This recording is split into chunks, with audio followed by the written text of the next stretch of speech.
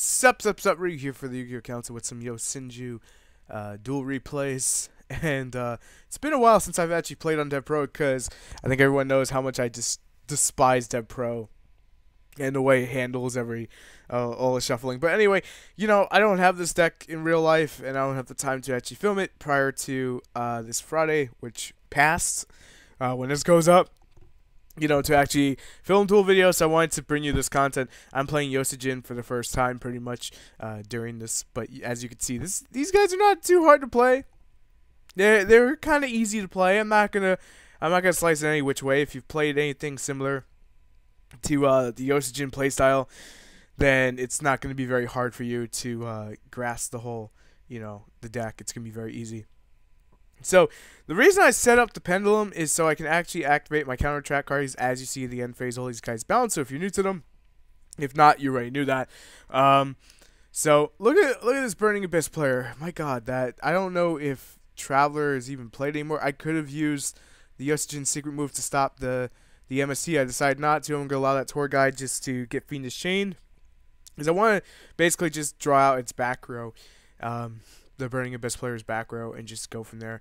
But pretty much this should be game. I'm saying to myself at this point, it shouldn't, there should be nothing holding me back. And, well, those misplays happen per se. I actually misplayed right there. I should normal summon him. I didn't. Kind of stupid, I know, because if he was normal summoned, then it would have been another 16 direct. And when he goes for the card, I would have counter, and then it would have been GG. But anyway, you get to see a little bit longer drawn out, so it's no big deal. Have the two counters set up. The third one searches it out. I also make another misplay here. After I destroy this, I forgot it had a graveyard effect. It was kind of one of those duh moments is when you're dealing with the flu. You kind of zone out on what the fuck you should be doing instead of the plays you should be focusing on. So it's kind of one of those moments. I think many of you are going to know that. But look at these guys. Look at this swarm. I'm just going to overcommit to the board. I should be punished for Mirror Force, but I have this and I have this. So Mirror Force ain't got nothing on me. Here I could have activated the trap card to negate out the effect. I didn't. I'm going to attack directly. He's going to activate the trap card, try to stop me. I'm just going to chain the counter trap card and say, fuck that shit. I don't give a fuck. You're not getting it. Burn down to 1,000. Let's go for Cowboy. But first, I'm going to go for a Chidori just to bounce back the face down because, well, I just wanted to get anything and everything off the board just in case. But that's going to be the first game of 3. Alright, so this one's against the Frightfur player. I think that's, I'm sorry, Fluffal. Mikey loves these Fluffal little fucks. I honestly don't like Fluffals. They remind me of Ghost Tricks. They look adorable until you see what the hell they do, and then they just annoy the crap out of you until they OTK you. And there's nothing wrong with that, don't get me wrong. I like those little kind of decks like Madolches. I actually do think these guys have potential to actually see the tournament scene, but relying too much on that polymerization, just gonna vanities, and he's gonna attack directly. That's perfectly fine by me. I don't really mind it. Creature swap's just gonna help me during this game to a point, just to steal stuff and not have to worry about it being MST'd. So at least I keep it, kind of thing. It's a free. You're not getting anything off it. Let's go for Karma 2 into a Karma 1 and just basically take out the monsters that are on board, put a little damage into his light points, balance out the scoreboard. So now I have a 200-point lead. I'm going to bounce my monsters, obviously. It's mandatory, so their ass is getting bounced. But I got those two Fiendish Chains face down. I got my vanities up, so I'm not really all that concerned. He can't use that Raigeki. I know he's probably dying to. He plays the dog. I'm going to play the Fiendish Chain. I want him to lose out on advantage. I want him to slow down a little bit because the deck actually is going a little bit faster than I would like it to, and I don't want to take that damage. So I want to have those outs to it. Here's my draw phase, Poly Duality, good top deck.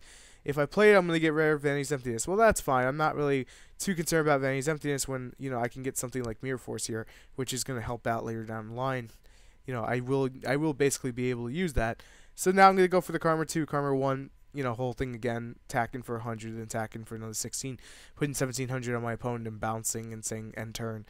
And that's pretty much what Yosenjuns do if you're new to them.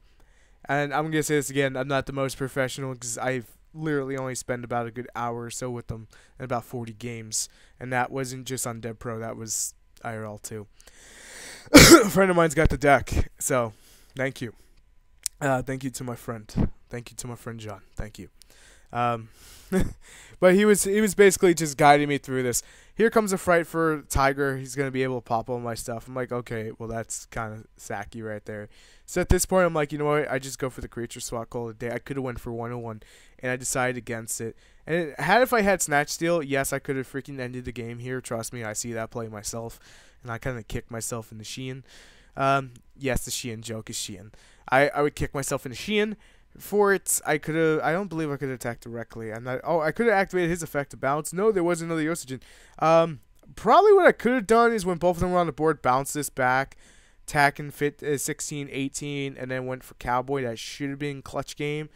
But I'm going to suffer the consequence of that. He's going to play every single card he has, go into the the wolf. And he's going to attack twice, and he's going to drop me down to 200. So I'm barely alive. And I'm like, it's either now or never that I win this game right here and now. So I was like, you know what? Drop Karma 1, drop Karma 2. Let's drop the Yosenju Sujiki. I suck at pronouncing. I'm just gonna stop.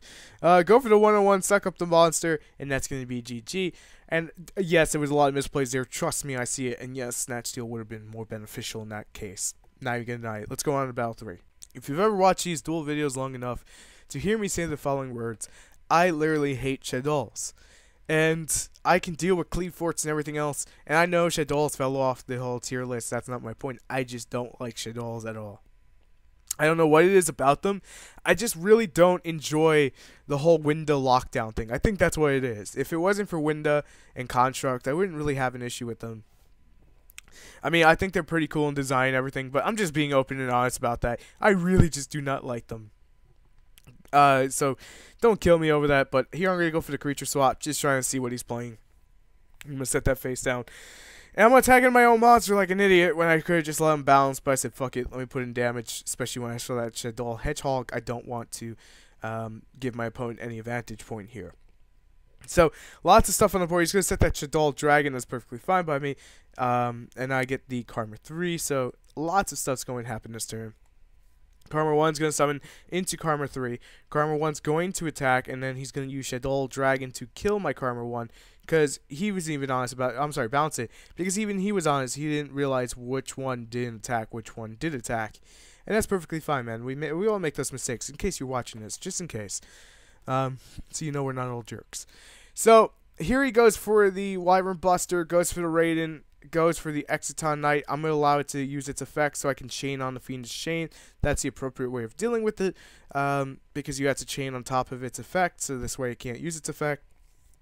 And the Collapse Serpent is finally going to attack into that Hedgehog. That's perfectly fine. I'm not, like, the effect would apply to me, not him. So it did its job.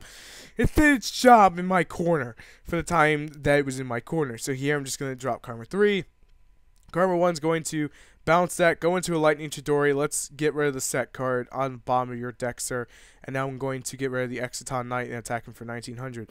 Now I'm going to play Vanity's Emptiness at this point just to apply pressure to the wound.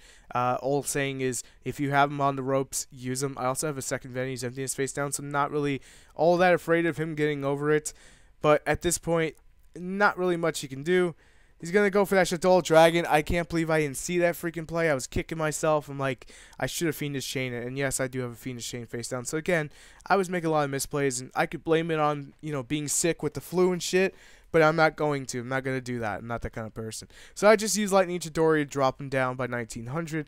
And now he's going to be in that clutch 900 situation right now. And he's going to basically now need to push or die. It's going to be one of the fucking two. And honestly, I'll say it again. I really do hate Shadolls. It's none personal to anyone who plays Shadolls. I just really don't like the deck at all. But he's got that Mathematician. I'm just going to Fiendish Chain it. I was like, you know what? I made the mistake the first time. I'm not going to make the mistake the second time. I'm just going to Fiendish Chain it, be done, not have to worry about it. Get that Yosenju secret move. That is not the card I was waiting for. I was waiting on the one that can attack directly just to end the game. And trust me, I was freaking losing my shit the entire time. I'm like, you have to be fucking kidding me that I cannot top deck the Yosenju I need. And all I need is that one that could just attack directly. Here he goes. Look at this. He just goes into Shadoll Beast, goes into that equip card that allows him to basically choose Divine go into what look like a divine, goes into this thing. I can't even pronounce his name. The Earth Shadoll. So I'm gonna book a moon that Earth Shadoll into next week. Top decks Raigeki, plays that sack Raigeki and attacks him with the Wyvern Buster. And at this point, it's either now I win or I'm going to lose. Ladies and gents, the conclusion is coming. Pod Duality top deck. Will the 3 cards be the one I need? Mirror Force, shit. Karma 2, I think that's the one that attacks direct. It was going through my mind. And a Fiendish Chain. It is the one that can attack direct, and that's going to be a victory. Thank you guys for watching. Make sure to rate, comment, subscribe, and let me know what else you want to see here on the council.